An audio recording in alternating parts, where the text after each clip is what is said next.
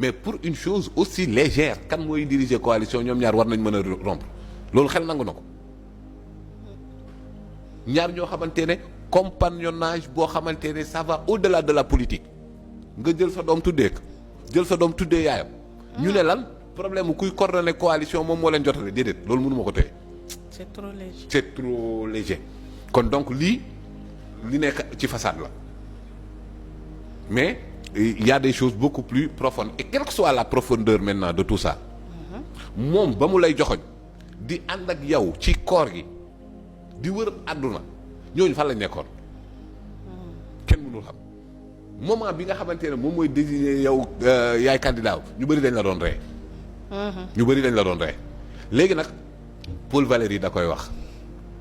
une coalition c'est la rencontre de deux arrière-pensées une alliance politique dit Paul Valéry c'est la rencontre de deux arrière-pensées surtout que si la coalition en question day contre nature lu tax coalition day contre nature mooy ne la plupart ci biir coalition Diomaye ñu ci ëpp ay candidats lañu woon donc dañoo amoon seen projet de société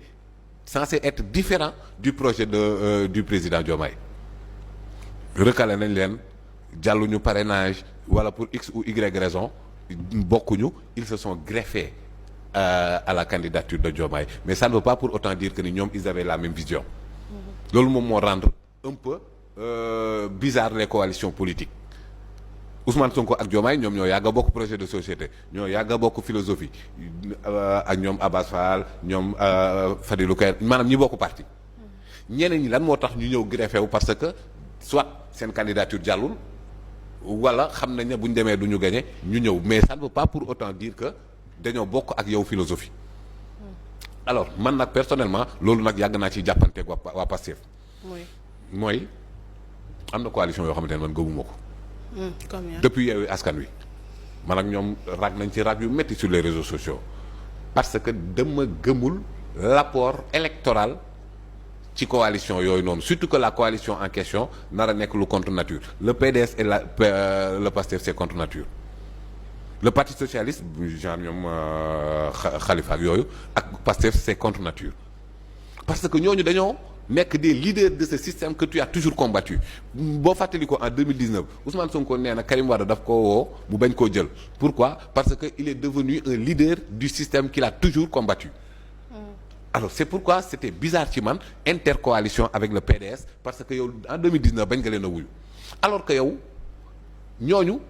daanaka buñ demalee seen bopp élection et d'ailleurs dem nañ seen bopp élection 2024 lu yàggul dara ils n'ont pas eu lu mën a xalaat a njege groupe parlementaire alors que yow ba nga leen bootee ci intercoalition ñoom ñëpp a ko am te yow xam nga ni en fait locomotive yow la pour lan coalition yooyu noonu alors léegi nag tey par concours de circonstances coalition Diomaye am na foofu nangu naa ko parce que législative da ngay yóbbu ay nitu système bi ci biir assemblée alors que présidentielle nag c'est le rendez-vous d'un homme avec son peuple alors léegi nag yow boo gañee quelle que soit la coalition sa vision ngay doxal alors bizarrement vision bi ba léegi des na ana réforme yi ñu defoon ci assise justice ba tey ba léegi loolu dara furaas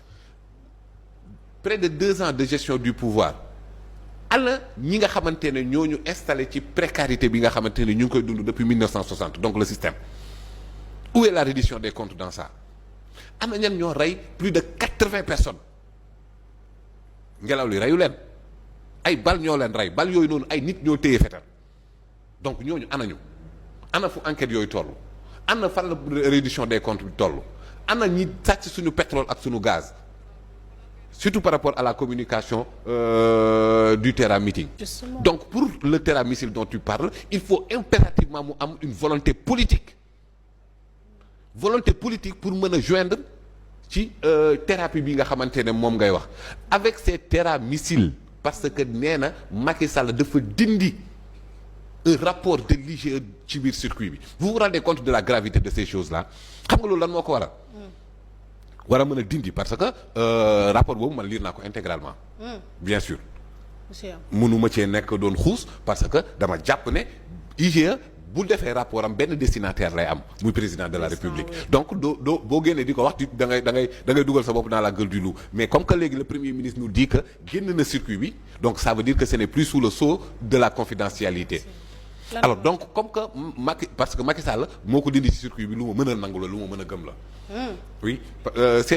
tout est parti d'une lettre du 2 mai 2012 pourquoi je retiens la date parce que je suis né le 2 mai Tullow Oil moom moo bind benn lettre au président Macky Sall ne ko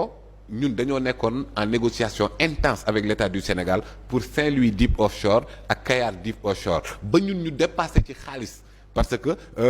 préparé nañ préjudice ci Saint-Louis Profond à hauteur de 3 millions de dollars fayloon nañ ñu sax ay bonus de signature te loolu noonu yëpp dañ koo def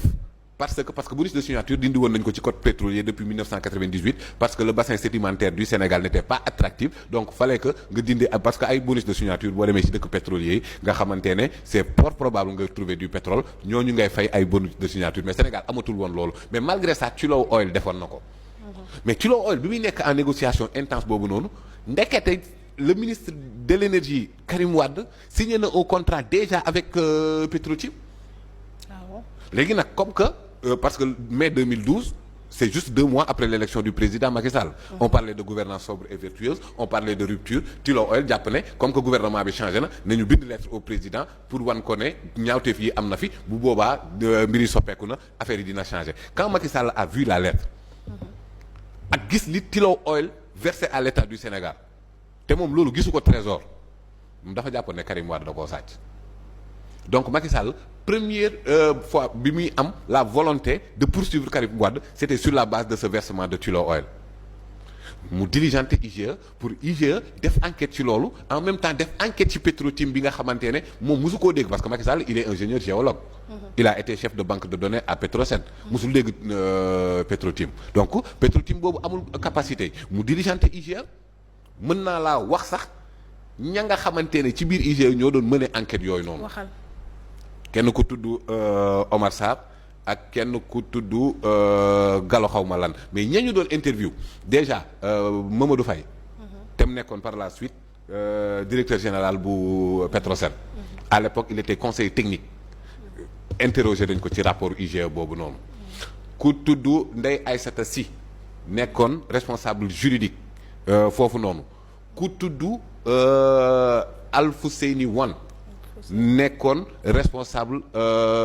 exploration foofu noonu ñii nii ñëpp interrogé nañ leen ci rapport boobu noonu et leurs réponses ont été unanimes c'est par la suite que Mamadou Faye devenu DG il a changé de version mais moment boobu noonu ñoom ñëpp ils étaient unanimes que ni Petrotim yi amul benn capacité technique amul benn capacité financière pour mën a am kii boobu noonu et que ñoom ñëpp ils se sont levés contre yu ñu doon wax ay versement de bonus de signature et autres léegi nag IGE wax ko lu leer nañ ne ko kon donc Petrotim mii ñu jox sax contrat bi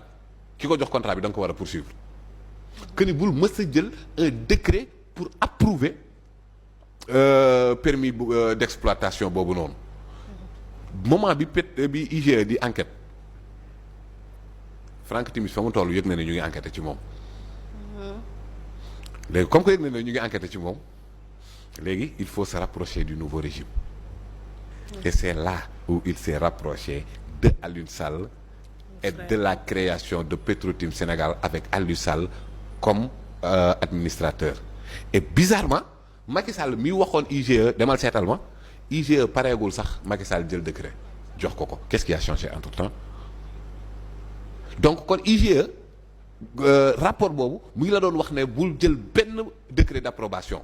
te yow yaa ngi bëgg a jël décret d'approbation et tu comprends pourquoi il fait disparaître ce rapport du circuit parce que rapport boobu mooy firndeel ne moom il est allé à l'encontre du droit pétrolier à l'encontre de l'éthique à l'encontre de la transparence pour mën a jox Petrotim boobu alors que Petrotim c'était une société spéculatrice li ñuy wax ci maquettement ni xam nañ li may wax rangumaan mooy koo xamante ne day rangu benn affaire mënu ko. amul capacité technique amul capacité financière dafa rangu affaire bi pour jaayaat ko et la preuve c'est ce qu'elle a fait donc kon ki kan lañ lésé ci affaire boobu noonu Tullow Oil lañ lésé. alors donc kon Ousmane Sonko